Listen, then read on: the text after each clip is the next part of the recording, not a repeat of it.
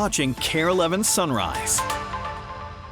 Well, this morning we are waiting for charges to come down in a case involving a carjacking and police chase that ended in a horrific crash. That crash killed 2 innocent women and injured a young child. This is a map of where that crash happened, the intersection of Penn Avenue and Olson Memorial Highway.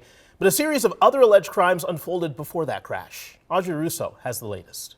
Based on the path of destruction left behind, the 45-year-old suspect could be facing a long list of charges this morning. Of course, the most serious outcome from this whole ordeal, 2 25-year-old women who were killed when the suspect plowed into their vehicle. That's according to Minneapolis police, who say that earlier in the day, the suspect carjacked someone else in the city and fired gunshots. Police started chasing him when they spotted the car in North Minneapolis. Just 3 minutes later, the chase ended on Highway 55 when the suspect crashed into Marissa Casebold and Liberty Borg's car. A 6-year-old boy was also in that vehicle. He was hurt, but he's expected to survive. Minneapolis's police chief justified the chase because the risk the suspect posed to the public was too large. We have to balance the need to apprehend, in this case, a dangerous and violent gunman with the risk that these pursuits pose to the public. So we limit our pursuits only to those cases where we believe an immediate apprehension is necessary. Minneapolis police are reviewing the chase, though, just to make sure the department protocols were followed. State Patrol is investigating the actual crash. Back to you. Audrey, thank you very much. We have new details this morning on a former Hudson Elementary School teacher accused of kissing one of her 5th grade students. In the last 24 hours, new charges have been added for sexually assaulting 2 Minnesota teenagers. Charges say Abigail Faust was a nanny for one boy's family and met the other through him. According to documents, both boys told police it started when they were 15, exchanging explicit photos. That then escalated into regular sexual contact. Court documents say she continued to talk to the first boy even after she was charged last month. Faust is now in jail facing more than a dozen new charges in both Wisconsin and in Minnesota. She resigned from her teaching job last year after the school says she failed to report inappropriate contact between another teacher and a student. We're following new developments in the Feeding Our Future fraud case this morning. Federal prosecutors have charged a 75th person, one day after charging suspect number 74. 44-year-old Muna Fadheen is accused of enrolling her Burnsville restaurant, the M5 Cafe, into the Feeding Our Future meal program and then submitting $1 million in claims. She's then accused of using that money to pay off her mortgage, car loan, and wired tens of thousands of dollars overseas.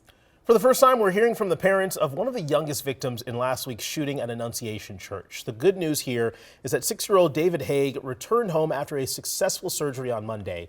His parents are grateful for an outpouring of community support for David and their 2 other children who were unharmed in the shooting. But as Kent Erdahl explains, that's not the only reason they're speaking out.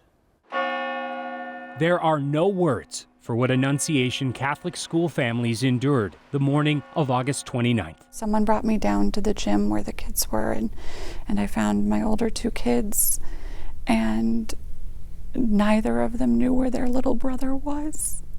Brittany Haig has tried to put into words what came next. The longest 15 minutes of my life. Describing not only how she came to learn that her 6-year-old son David was shot, but how he was saved by quick and caring first responders and capable doctors at HCMC. I think he might have been there before I got the first text message, is how fast they moved, and it saved his life. Brittany and her husband Joe say David had surgery to repair a lacerated spleen and remove shrapnel throughout his body.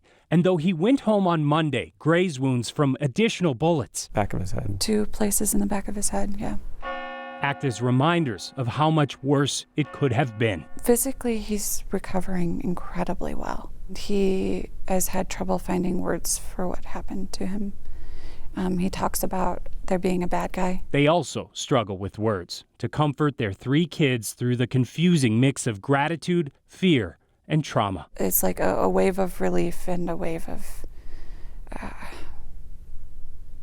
what comes next. What has come is a predictable parade of elected leaders, and they felt compelled to speak out after seeing the visit and departing comments from Vice President J.D. Vance. I think all of us, Democrat, Republican, and Independent, want these school shootings to happen less frequently. Hopefully there's some steps that we can take to make that happen. If this is such a problem, and you are praying for action, and you have been given a source of power to make a change, how is that not an answer to your prayer? It's why their prayer is for Vance and all elected leaders to act, begging in writing for bans on assault weapons, bump stocks, and high-capacity magazines, stronger licensing and background checks, and more funding for school safety, Medicaid, and public hospitals like HCMC. We have to do something. We have to do more than one thing. We have to try. There are no words that can touch my pain, but there are actions we can take so that no parents ever feel this pain again. If you'd like to read Brittany Haig's personal account and the list of actions the family is asking for, you can see it in her own words on KARE11.com.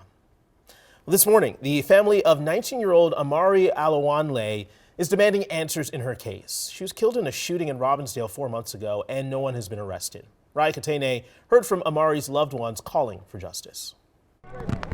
At this Robbinsdale park, pouring rain pushed this crowd of people into a shelter. We are tired of lighting candles. We are tired of rest in peace shirts. But it didn't stop them from standing together in a call for justice. And I truly don't want her to be forgotten about. On the evening of May 4th, 19-year-old Amari Alawanle was with her friends at Sanborn Park when she was shot in the head. A lot of kids did make it home, but she was just the only one out of all those children that did not make it home that day. Amari never did make it home. 1 week later, she passed away from her injuries, and 4 months after the shooting, no one has been arrested. You are with someone every single day of your life, and then in an instance, like your life just completely changes. And they're gone forever. Amari may be gone, but her mother and aunt say she still empowers them every single day as they continue pushing for closure. She will never be replaced in my heart, and I apologize. She's special. That's what I'm gonna say. One of a kind. Yeah, she was my first granddaughter, my first everything. Michelle Johnson says her sweet, thoughtful granddaughter was truly special, always the protector of her younger siblings with the most caring heart. Waking up every day and I'm just asking why, or calling her name like Mari, Mari, Mari. Why and who took Amari's life? Everybody say, "We love you, Mari." Are the questions this family is still asking. 1, Joined tonight by lawmakers and law enforcement 2, in the effort to find answers. 3. We love you, Mari. I hope to God that they find the people that did this to her. Raya Katene, KARE11 News. Although they have 2 detectives assigned to this case, police say they still need the public's help. They believe there are people who were there on that day who have relevant information, and they hope that they will come forward. Well, a story that's getting a lot of attention this morning. A Chanhassen family is being left to pay for the damages after a city water main break dumped 5 feet of water and mud into their basement. The break happened the morning of August 9th and has kicked Allison and Dan Kelly out of their home for nearly a month. A company is in the process of removing everything, including drywall, from the basement. However, the Kellys' insurance company nor the city of Chanhassen, neither is going to pay for any of the damage. The city says they were not negligent and had no prior knowledge of any defect in the water line. And the Kellys' home insurance policy does not cover surface water runoff. You have insurance. You pay a lot of money every year thinking that your home is going to be covered in one way or another. And there's nothing. There's nothing there. They find reasons not to help you. In a statement to KARE11, the city of Chanhassen said in part, quote, "Under state law, cities are only responsible for damages when negligence can be shown. And in this case, the League of Minnesota Cities Insurance Trust investigation found that standard was not met." This morning, St. Paul Mayor Melvin Carter's 2026 budget is awaiting approval from the City Council. It includes a 5.3% increase in property taxes for next year, amounting to about $107 more on a median valued home. This budget reduces spending across city government. It strategically leverages vacancies, and it avoids layoffs of city staff.